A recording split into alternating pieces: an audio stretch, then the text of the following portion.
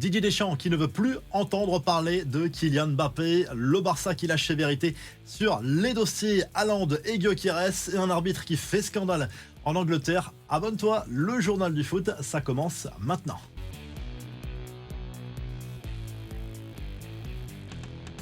Allez, France-Israël, c'est ce soir 20h45 au Stade de France. Les joueurs de Didier Deschamps qui ont l'occasion de valider leur billet pour les quarts de finale de cette compétition. Dans le même temps, les Italiens, leaders du groupe, seront en déplacement en Belgique. Un coup d'œil sur la compo probable des Bleus pour cette rencontre. Maignan, bien sûr, titulaire. Une défense à 4 avec Koundé, Konaté, Upamecano et Théo Hernandez. Zahir Emery, Kanté, Kamavinga a priori au milieu de terrain et Olise, Colomboigny, Barcola pour mener l'attaque de l'équipe de France. Avant ce match, Didier Deschamps n'a pas échappé à d'autres questions sur l'absence de Kylian Mbappé lors de ce rassemblement. On sent bien que c'est un sujet sensible qui l'agace au plus haut point.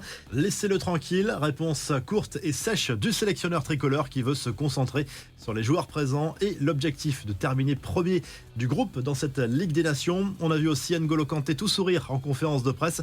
C'est bien lui qui portera le brassard de capitaine en l'absence du Madrilène. Il explique vouloir profiter de ces moments en bleu avec cette nouvelle génération et se sent capable de tirer tout ce groupe vers le haut malgré sa personnalité à part. Et pendant ce temps, au Real Madrid, on pense au mercato d'hiver. La grave blessure de Militao oblige le club merengue à envisager l'arrivée d'un renfort.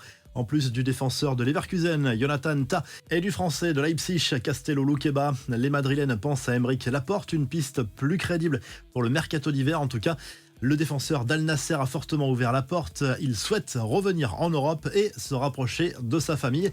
Kylian Mbappé, lui, profite de la trêve internationale pour travailler à l'entraînement avec les non-internationaux et surtout se ressourcer, penser à autre chose que le foot. Petite séance de karting, par exemple, pour lui, avec Eden Hazard et quelques membres du staff madrilène. Pour l'anecdote, il a fini 3e derrière Hazard. Le Barça, de son côté, n'est pas spécialement pressé de recruter un numéro 9. Il faut dire que Robert Lewandowski fait clairement le job depuis le début de la saison, même si certains pensent qu'il faut déjà envisager l'avenir. Deco, lui, a profité d'une interview accordée au Mundo Deportivo pour assurer que la succession du Polonais n'était pas encore à l'ordre du jour en Catalogne.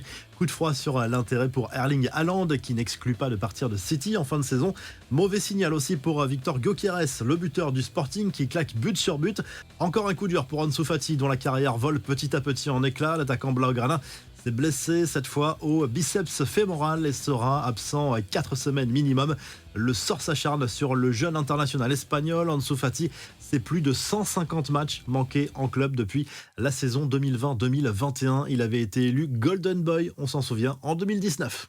Les autres infos à retenir dans ce journal du foot, finalement, ce ne sera pas Rudy Garcia, mais Claudio Ranieri. C'est l'Italien qui a été choisi par les dirigeants de l'AS Roma pour prendre la succession d'Ivan Juric. À 73 ans, Ranieri fait son comeback dans un club qu'il connaît parfaitement. Il devient surtout le 4e entraîneur des Giallorossi depuis le début de l'année. En Angleterre, l'affaire qui enflamme les tabloïds, c'est celle de cet arbitre David Coote qui s'enfonce dans la tourmente. Le Sun prétend avoir en sa possession une nouvelle vidéo sur laquelle on le verrait consommer ce qui semble être de la cocaïne. C'est lui qui avait fait polémique il y a quelques jours.